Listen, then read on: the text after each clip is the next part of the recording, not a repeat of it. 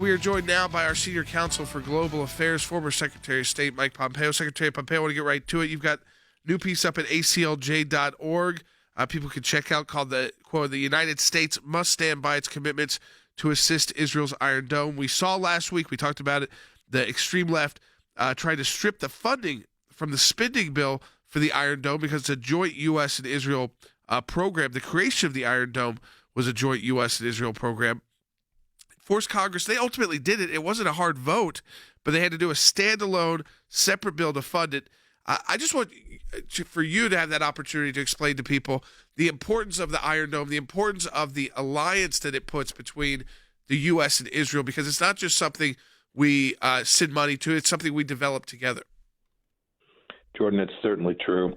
Iron Dome was a project that the United States and Israel worked on together for a long time. It was a joint effort because the mission was joint. The mission was to protect civilians inside of Israel. That would include Americans who travel to Israel. We have millions who do that every year, and to protect them from attacks from the rockets that have come out of Gaza for too long, the Iranian weaponry that comes out of Gaza and has killed so many people. Not only has it killed its intended victims, civilians inside of Israel, but folks inside of Gaza as well.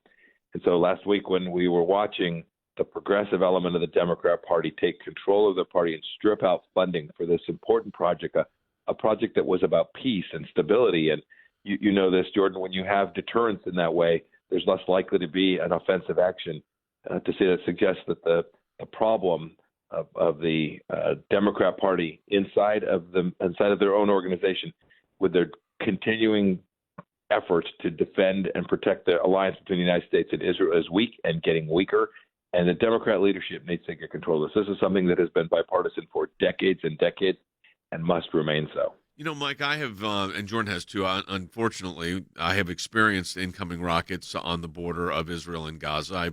I was in a meeting with, actually, with both Bibi Netanyahu and then Shimon Peres, who was the president of Israel, and we were in an underground command center, and in came the rockets. Jordan was outside with some of our other lawyers when the rockets were landing. So, we've seen the importance of an Iron Dome. There was no Iron Dome then, but we've seen the importance of it. But isn't it ironic, Mike, that there's this talk of aid going possibly to the Taliban through foreign aid, while we're at the same time we've got members of Congress voting no to funding the Iron Dome. I mean, the dichotomy there is unbelievable. There is an edge of the Democrat Party. Jen, you and I've talked about this as anti-Semitic. The same time we're abandoning Afghanistan, the same time we're sitting at the table in Vienna negotiating with the Iranians, the country with the capability intent of the destruction of Israel, right? The little Satan there, and then ultimately the destruction of the United States. They now have Democrats who won't support the simple notion that we'll take an American and U.S. Israeli system and allow the Israelis to protect themselves from the threats from Iran and the threats from bad actors around the world. It was mind-boggling. And then to see them flip and everybody vote for it and say nothing to see here, folks, is hypocritical to the nth degree. Secretary, Jay Sekulow and I and our colleague Stuart Roth spent many weeks in the Middle East negotiating bilateral and trilateral accords with respect to the enthronement of the Patriarchate of Jerusalem. Several years ago, the Orthodox Patriarchate of Jerusalem, and we know that it's a very difficult task to try to bring together what is a nine-faceted situation. When you were Secretary of State, we saw so much advancement with the Abraham Accords, which I think was a tremendous achievement. Is the left threatening all that progress with the moves that they are making now that are affecting the Middle East? I don't think there's any doubt that some on the left are trying to undermine it. Others are more passive and just they won't mention the words Abraham and Accords consecutively and don't want to acknowledge that good things can happen or good things, in fact, did happen in the Trump administration. So there's a little bit of that. I think it's either envy or, frankly, disdain for the work that we did. I think in the end, the Abraham Accords survived because it makes sense for the people of the Emirates and Bahrain and Sudan and Morocco to recognize Israel. But expansion of that, we were working diligently to continue to expand peace and prosperity and to isolate Iran even further. That is very unlikely to happen because this party has decided that Iran is a stabilizing force and they force for good in the Middle East. We know that's not true.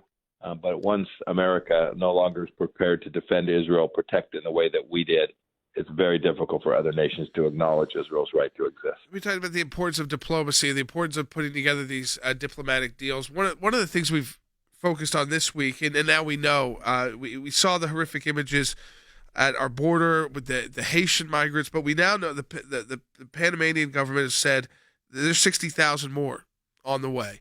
And we understood the importance. It was surprising, shocking, I think, to the Washington establishment what the Trump administration, what you were able to do in negotiating with the countries to our southern border, and whether that's in against Central America, whether it's the Remain in Mexico policy.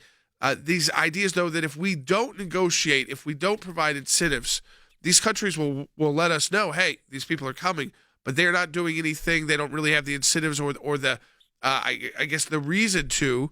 They're not going to do it on their own goodwill to house these people or resettle them within the region that they already exist. But that was done under the Trump administration. We didn't have to. We figured out a new way to deal with our allies, the countries at our southern border, so that we can deal with these migrant waves.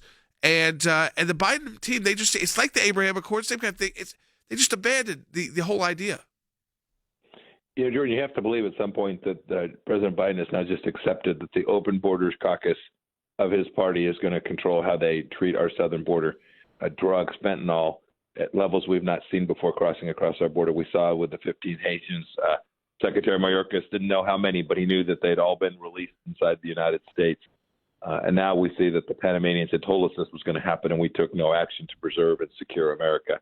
It's truly remarkable. We had a roadmap, just as we had a plan for Afghanistan, right. Just as we understood how to protect and defend the relationship of the United States and Israel, and we're doing it.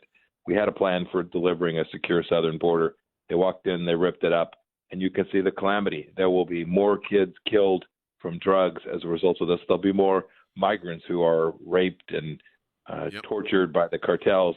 It's bad for American security. These policies make no sense for the American people, and I hope the administration will come to see that some of the work that we did actually delivered really good outcomes, and they shouldn't be afraid to acknowledge that and continue them.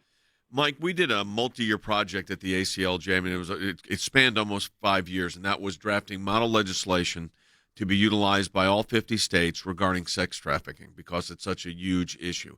And what a lot of people do not realize is that our southern border is very much a port of entry for sex trafficking. And the age of these young girls is, I mean, my goodness, it's horrifying. 12, 13 years old. And the laws were really focusing on, arresting the girls for prostitution rather than stopping the sex traffickers. And we were able to switch that. And a lot of states actually adopted that legislation. And what people don't understand is when you were in office, the discussions about a strong border also was eliminating the possibilities, or at least reducing the possibilities, of sex trafficking. This is a really important point. That border permits these cartels to abuse these women in ways that are just absolutely horrific. You know, right? You know the corridor. You've worked on this issue. I worked on it as well. That I-35 corridor comes up through my hometown of Wichita, Kansas, right? And these girls are become essentially human slaves. We need to corral that. We need to contain it. It's not just the fact that we have illegal immigrants. That's certainly enough. It breaks our law, but it is the human tragedy that follows from those decisions that is just so heartbreaking. And Remain in Mexico was working. This administration came in and just ignorantly tore it up.